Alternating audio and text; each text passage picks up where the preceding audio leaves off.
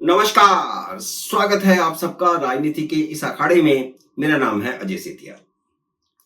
मित्रों, supreme court ने तो कह दिया है कि बंगाल में कानून का शासन खत्म हो गया है। किसी भी राज्य में राष्ट्रपति राज के लिए यही आधार होता है। जस्टिस पारदीवाला की इस टिप्पणी के बाद सुप्रीम कोर्ट की असली परीक्षा अब होगी कि वह ममता सरकार को बर्खास्त करती है या बचाने की कोशिश करती है। अब तक तो यही लग रहा है कि सुप्रीम कोर्ट ममता बनर्जी को बचाने की कोशिश कर रही है। इसके मैं दो उदाहरण आपके सामने रखता हूं।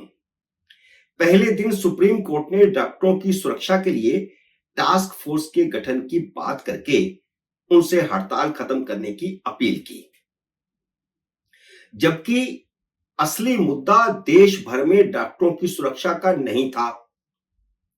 कोलकाता के मेडिकल कॉलेज में डॉक्टर के रेप और हत्या का था। डॉक्टरों का गुस्सा शांत करने में सुप्रीम कोर्ट काफी हद तक कामयाब रही, क्योंकि दिल्ली के एम्स और आरएलएम के डॉक्टरों ने हड़ताल खत्म कर दी। दूसरे दिन की सुनवाई में ममता सरकार और ममता की पुलिस पर हमलावर रुख अपनाकर सुप्रीम कोर्ट ने जनता का गुस्सा शांत करने की कोशिश की। वीरवार की सुनवाई में जस्टिस पारदीवाला ने बहुत तीखे सवाल किए ताकि कोर्ट की कड़ाई का संदेश जाए। उनके सवालों से ममता का बचाव कर रहे वकील कपिल सिब्बल मिमियाने लगे। कपिल सिब्बल के पास जस्टिस पारदीवाला की तरफ से पूछे गए सवालों का कोई जवाब नहीं था और बहुत तीखे सवाल थे।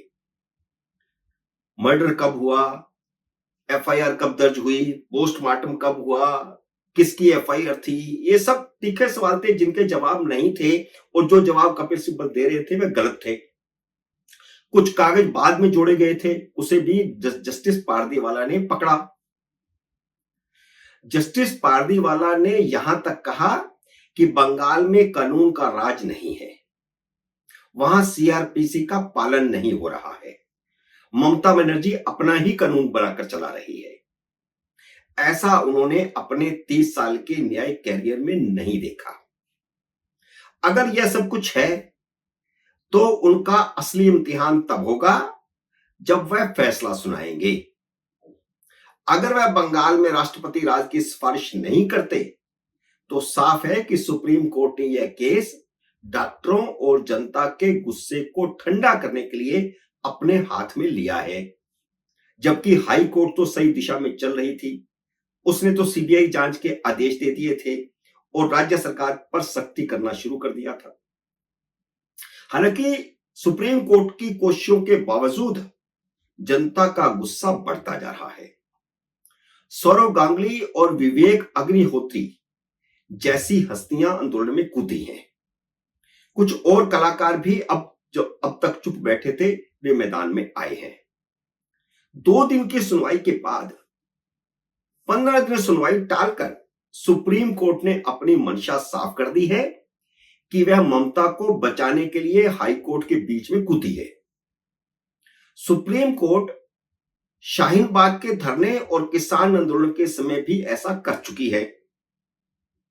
दोनों बार टास्क फोर्स बनाई गई थी, कहां है उसकी रिपोर्टें? लेकिन इस मामले में आप देखिए तो गवर्नर के बाद जज ने भी कह दिया है कि बंगाल में कानून का पालन नहीं हो रहा है।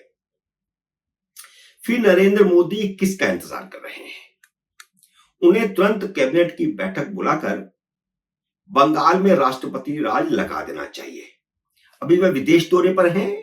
विदेश दौरे से लौटते ही सबसे पहला उन्हें यही काम करना चाहिए। उसके बाद फिर सुप्रीम कोर्ट का असली चेहरा भी बाहर आ जाएगा कि उसकी करनी कथनी में कितना अंतर है और 15-15 दिन वह सुनवाई क्यों टाल रही है। और चुप्पी साध कर बैठे इंडिया अलायंस के नेताओं का नकाब भी उतर जाएगा जो संविधान की दुहाई देते घूम रहे थे। ममता बनर्जी ने बलात्कारियों और हत्यारों को गिरफ्तार करने की बजाय सबूत नष्ट करने का काम किया। सबूत मिटाने के लिए अस्पताल में घुसी 7,000 लोगों की भीड़ तृणमूल कांग्रेस के कार्यकर्ताओं की भीड़ थी। सीसीटीवी देखकर जितने भी लोग गिरफ्तार किए गए हैं वे सभी तृणमूल कांग्रेस के कार्यकर्ता हैं।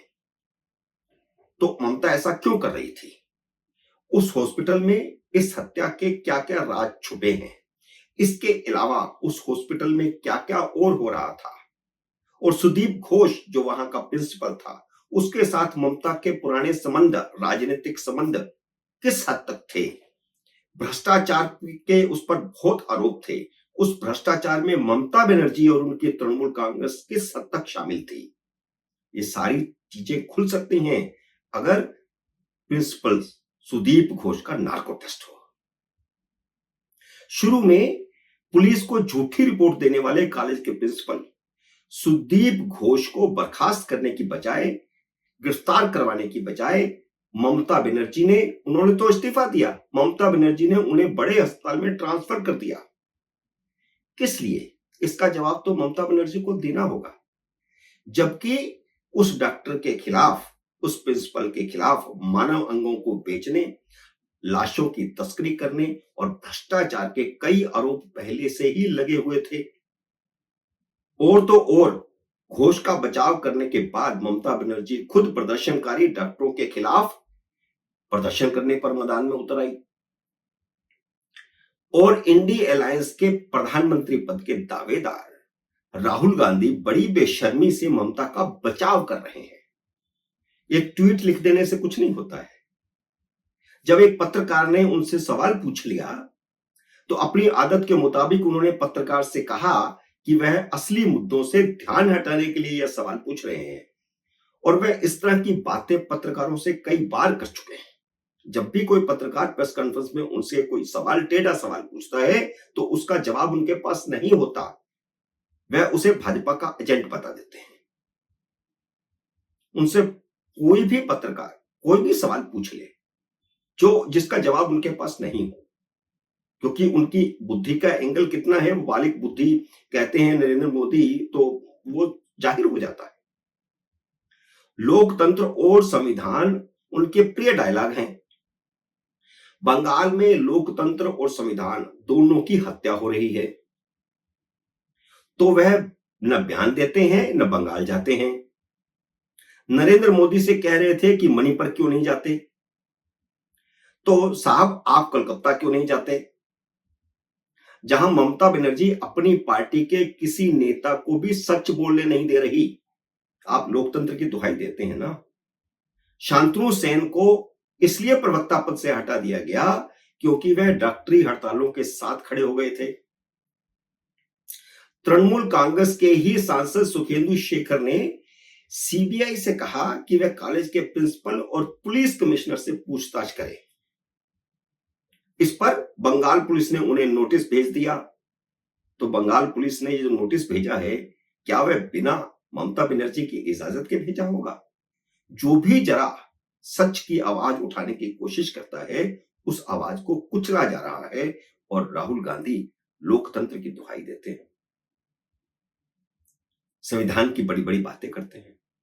और उनकी वह बहन कहां है जो कहती थी लड़की हूं, लड़ सकती हूं, जाकर लड़ती क्यों नहीं ममता से? लोकतंत्र की असली लड़ाई तो बंगाल में हो रही है, दिल्ली में तो नहीं हो रही। मित्रों, उम्मीद है मेरा ये वीडियो आपको पसंद आया होगा। इसे लाइक और शेयर कीजिए। अगर आपने मेरे YouTube चैनल को अब तक सब्सक्राइब नहीं किया तो कृपया सब्सक्राइब करके अपना आशीर्वाद दीजिए। जल्दी मिलते हैं अगले वीडियो में किसी अन्य विषय के साथ। तब तक नमस्कार।